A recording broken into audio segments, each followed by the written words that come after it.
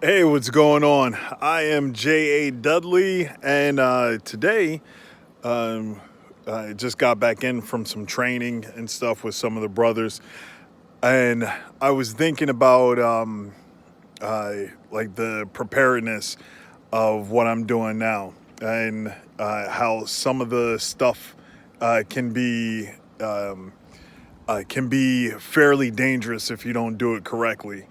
I Earlier this year, we were gifted, my wife and newborn son, which he's 9 months now, my little chunk. We were gifted a 33-foot travel trailer to live in, and over the entire summer, I was planning on uh, being prepared for the winter. And what that meant for me was making sure that my family was going to be nice and warm as the winter weather approached. We were planning on using propane heat instead of electric in case there's a major storm or anything like that. We wouldn't have to worry about we wouldn't have to worry about the electricity going down or anything like that. We would have propane, and we would also have a battery backup to be able to run the propane heat. So what ended up happening, we called around, found a company, and leased a propane tank. Let me turn the camera around so you guys can see it. So this is the propane tank that we ended up getting. It's a 250 gallon propane tank, which has been working great. Yeah, it's been working great, but the we were having a little bit of issues. I'm not sure if it was pushing out too much pressure or what, because when we had the little propane tanks running, everything was working fine. The heat was working fine. The stove was working fine. Then when we had this one hooked up and installed, the stove was working fine. The heat would work fine, but occasionally we would have to clean out the exhaust pipe, and it would be full of soot. That was definitely no good. All of this Googling, trying to figure out what's going on. Why are we getting soot? Why are we starting to smell the propane exhaust inside the trailer? And then I made sure to get my carbon monoxide detector out of the van, because in the van when we were living in there, I installed a diesel heater, like a Chinese knockoff diesel heater, and which is still in there, still works totally fine. Uh, but I had a fire detector in there and a carbon monoxide detector, but there wasn't one that is built into this trailer, so I ended up bringing that one from the van over here, and here it is, right here in my pocket.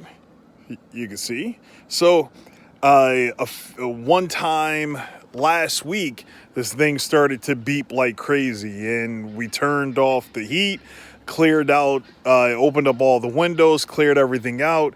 Couldn't figure out why the carbon monoxide detector is going on. Like, where is the leak coming from?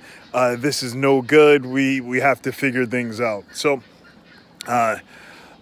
ended up vacuuming out the exhaust line. One of my neighbors, one of my brothers, Dr. He said, "Oh well, it's not burning correctly. Maybe you have to get a tech out here, or when was the last time that it was clean?" I was like, "I don't know. I got the trailer and started running the heat." So we ended up cleaning it out once. Then we were still having a problem. Maybe about a week later, it was clogged up again, and it started to you started to get the smell inside again. And I started to think, it's like, well, why would they have the exhaust an inch an inch or two away from where the air intake is, like it's just cycling through, and that's a terrible setup, terrible system. Then I'm reading all this stuff. When you are at events and stuff, and you have your travel trailer, you have to have an exhaust that is up over the vehicle. I'm like, oh well, that would make sense. So what I ended up doing is going to a auto parts store. Actually, last night, once we cleaned out the exhaust again, and I was like, oh, what am I going to do to get this up and over? I can order a piece, and which is a few $100s, and get it up above the trailer. So I ended up just going to a auto parts store and purchasing what I have set up over here. This is it right here, an exhaust flex pipe and some more exhaust pipe going. It hooked right on there, and it was working great. The as I told you before, right here, the exhaust ended right here, and the intake is right there, so it's just cycling through, especially with the two slide outs here. You got these two slide outs on a trailer, and everything just gets caught right here in this pocket and seeps back in. So last night I hooked this up, got it clamped on, and the exhaust is coming away from the trailer, and we're not having a problem anymore. So with all of that said, last night the carbon monoxide sensor didn't go off, which I'm extremely happy about. It gives me the peace of mind that I won't be woken up in the night from the alarm. Well, actually, I'm glad that I was woken up by the alarm, because there are so many stories of people that don't get the opportunity to wake up, whether they are inside or sleeping somewhere near. The carbon monoxide poisoning is silent and deadly, and it could end very badly. My wife and I and my little chunk, we held each other the day after the carbon monoxide sensor was going off, because it could be extremely devastating that, just because the exhaust wasn't far enough away from the trailer, everyone just didn't wake up. It's a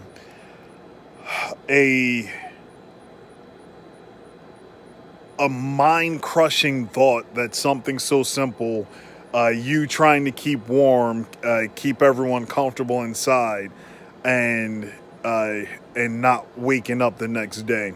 So we were grateful to the Father for one, leading us on this journey.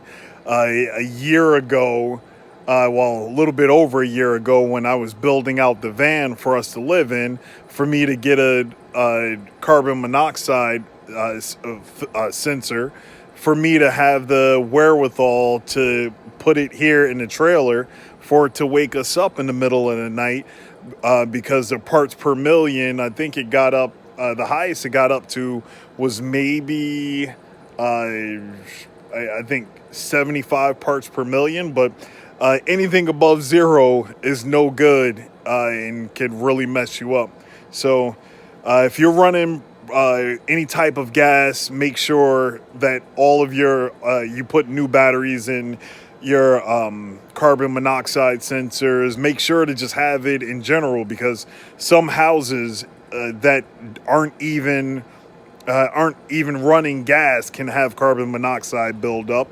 Then on top of that, if you're staying next to someone that has a natural gas or propane or anything, even then they could have some issues.